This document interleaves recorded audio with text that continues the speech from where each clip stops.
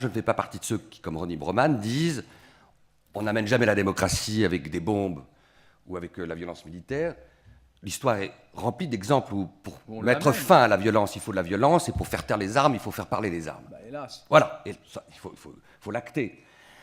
Ce que dit ma voisine à juste titre, et je comprends très bien ce qu'elle dit, c'est que ces arrière-pensées politiques sont tellement prégnantes qu'elles disqualifient aux yeux de ceux qui pourtant sont les premières populations concernées la mise en œuvre de ce devoir d'ingérence. C'est un vrai sujet, Bernard. C'est un vrai sujet. C'est un vrai sujet. Donc il faut quand même aller au-delà du simple constat. Bon. Sur l'opération en Libye, on voit bien l'ambivalence de pas mal d'observateurs. À la fois, des gens ont été sauvés, mais en même temps, pour Nicolas Sarkozy, ça a été une formidable opération de rattrapage. Mais c'est pas lui. Absolument. Bernard, ne vole pas trop au secours de Nicolas Sarkozy tout de suite. Non, c'était pour te taquiner. C'était pour te taquiner. Tu n'as pas réussi. C'était pour te taquiner. Mais tout le monde voit bien que, s'agissant de Nicolas Sarkozy, à la fois, tant mieux si des gens étaient sauvés, bah oui, mais même, ça fait oublier aussi des années de complaisance et de complices insupportables avec Ben Ali, où en 2008, Nicolas Sarkozy a fait une grande déclaration et il a dit « La Tunisie est en chemin vers l'état de droit ». Ça fait oublier le discours de Dakar. On essaye, par cette opération militaire, aussi d'effacer une politique en Afrique qui a été désastreuse, qui a été une politique de la France-Afrique, où on a remplacé une politique de la dignité par une politique de VRP. Et voilà aussi ce qu'il ne faut pas oublier, au seul motif que des gens ont été sauvés. Oui, tu confonds un peu trop les choses. Le médium est souvent le message. Il s'agissait d'une coalition internationale qui groupait les Anglais, les Français, les Américains, les Danois, les Belges, les Espagnols, etc., et qui a été votée par l'ONU. Je ne vais pas faire le compte des morts, monsieur, je ne le connais pas et vous non plus. Et puis il y a toujours des chiffres contradictoires et puis des croque-morts qui ensuite disent le contraire. Moi, je pense qu'en effet, à Benghazi, précisément, et à l'appel des populations, jamais une intervention d'ingérence ou de responsabilité de protéger, ce que je souhaiterais, ne se fait sans l'appel des populations. L'appel des populations de Benghazi et des révoltés contre ce dictateur, qu'il était fou, en tout cas c'était une façon... Après, on dit toujours que le dictateur était fou, mais enfin, il a régné pendant 42 ans de façon brutale, pas le pire de tous. Non. Oui, c'est pas parce qu'on fait pas... évidemment. Donc, si on a compris votre question. Un mot. Si on fait le challenge.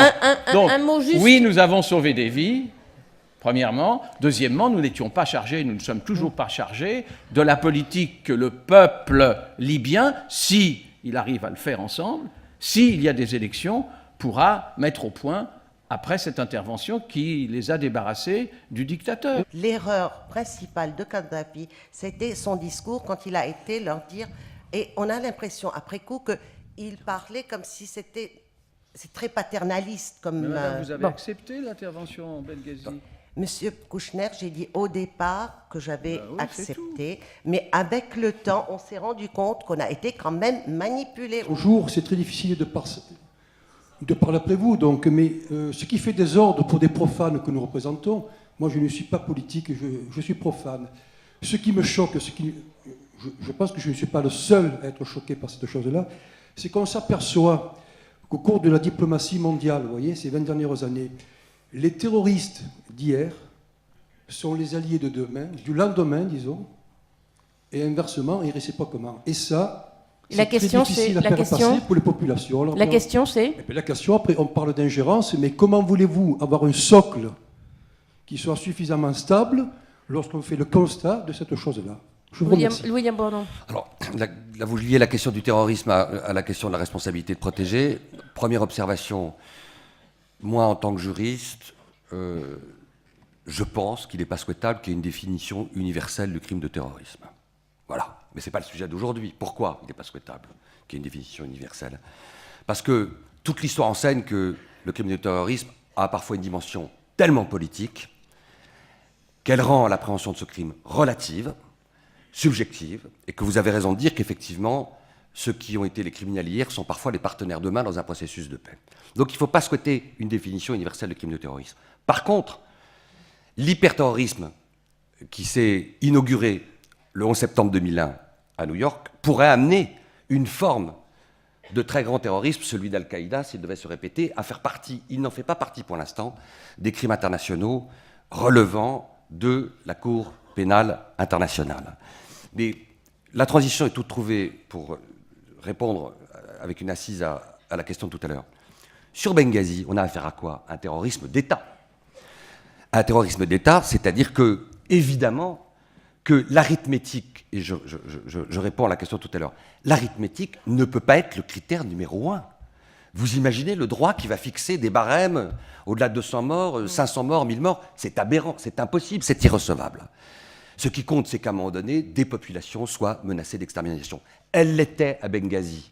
On peut à la fois acter le fait qu'il était souhaitable d'y aller, j'ai fait partie de cela, et en même temps se poser des questions sur des inspirations politiques et économiques, et rêver aussi, parce que, comme le disait Lamartine, l'utopie, c'est toujours une vérité prématurée, et rêver d'un mécanisme international qui garantisse les populations d'un traitement un peu moins deux poids deux mesures que celui qu'on leur inflige aujourd'hui. C'est ça le point essentiel.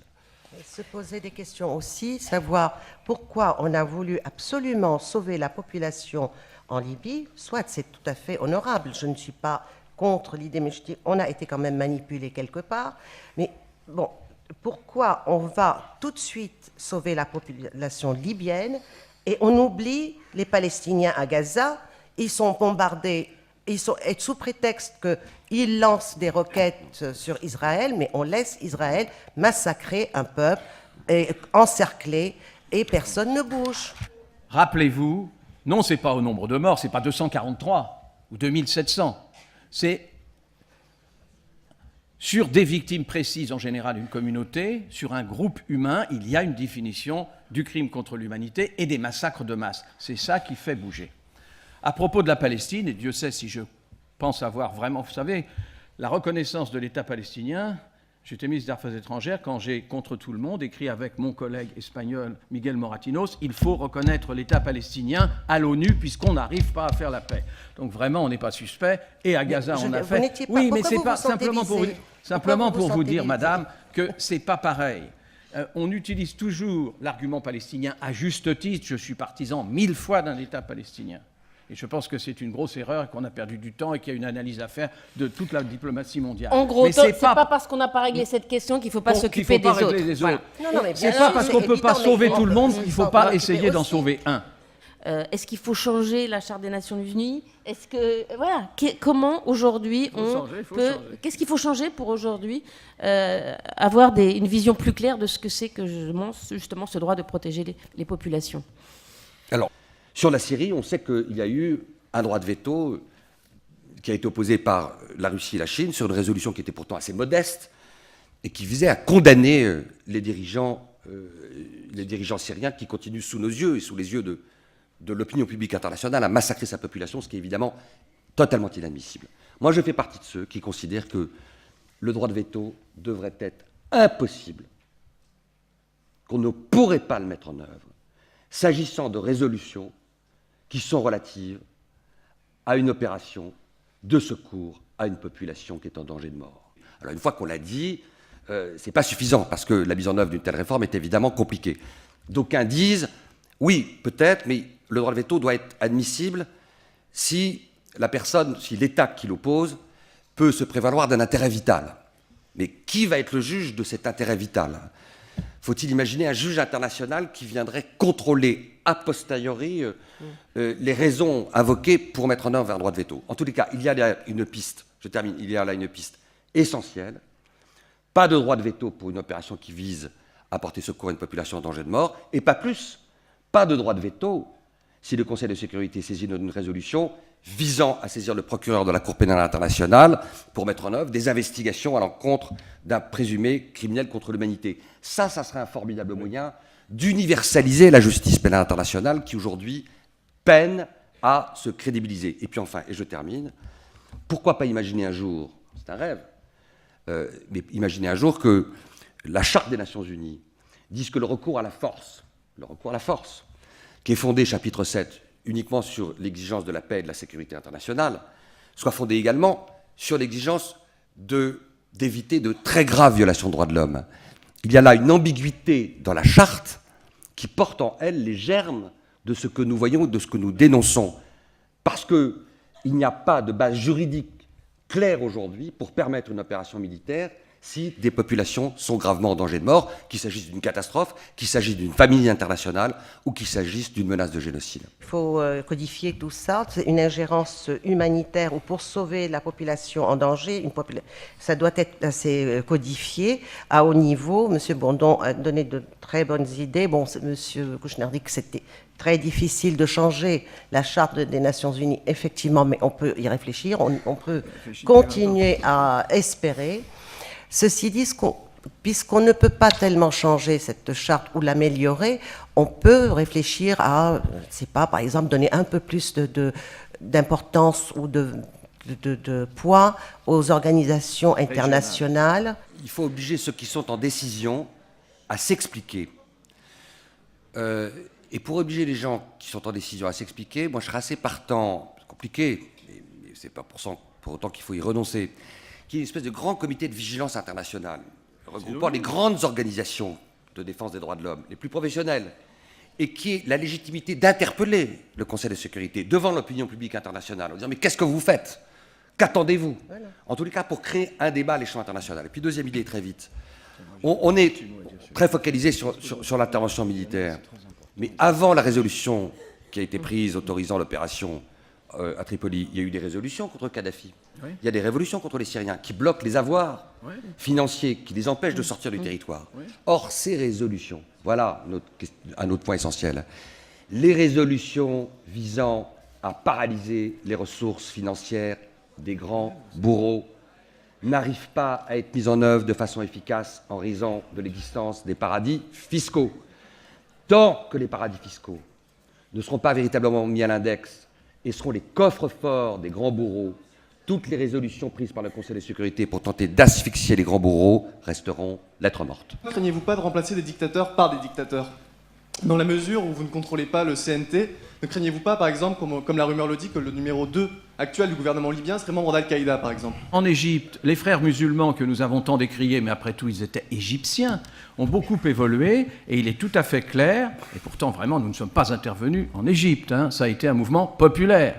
Et là aussi il y avait 40 ans ou 38 ans de règne de M. Moubarak, qui n'était pas le même règne, il ne faut pas exagérer non plus. Hein. Là, il est tout à fait probable qu'entre l'armée égyptienne qui demeure au pouvoir et les frères musulmans qui ont évolué, il y aura quelque chose comme un gouvernement, on verra bien après les élections. Quand l'opposition doit gagner, ben elle gagne, c'est comme ça.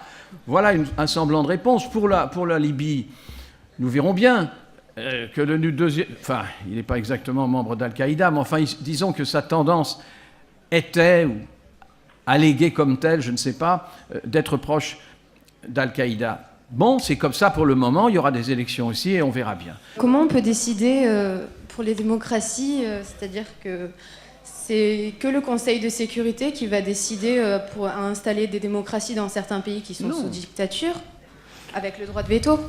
Mais souvent, certains de ces pays ne sont pas très bien placés pour installer des démocraties. Ce serait quoi les solutions? Ce qu'il faut souhaiter, et il y a des peuples qui nous l'ont rappelé avec force et beaucoup de courage ces derniers mois, c'est que les peuples n'aient besoin de personne pour briser les chaînes. Oui, c'est pas le Conseil de sécurité qui décide de que les démocraties peuvent faire irruption par la volonté et le courage des peuples. Les peuples arabes nous l'ont montré. Merci aux peuples arabes de nous avoir rappelé qu'on peut briser le joug des despotes et de la tyrannie sans un quelconque soutien international. Ce dont il est question, c'est pas d'imaginer que le Conseil de sécurité va être l'organe de mise en place de la démocratie. Ce dont il est question, c'est d'imaginer des règles qui fassent que le Conseil de sécurité soit le moins prisonnier possible, le moins l'otage possible des logiques politiques et économiques des pays les plus puissants de la planète. Et guerrières. Et militaires. C'est ça l'enjeu. Et derrière cet enjeu, il y a un autre enjeu qui est absolument essentiel, c'est la restauration aussi de la crédibilité du message universaliste des grands pays riches. Et cette crédibilité du message universaliste, c'est vrai aujourd'hui, elle est gravement endommagée par ce qu'on évoquait tout à l'heure, c'est-à-dire le deux poids, deux mesures, les promesses non tenues. C'est vrai qu'il y a quelque chose dans la politique de la France, depuis 20 ou 30 ans, qui, pour moi, malheureusement, a gravement hypothéqué sa capacité de diffusion du message universaliste, qui pourtant est au cœur de son histoire, nous le savons tous.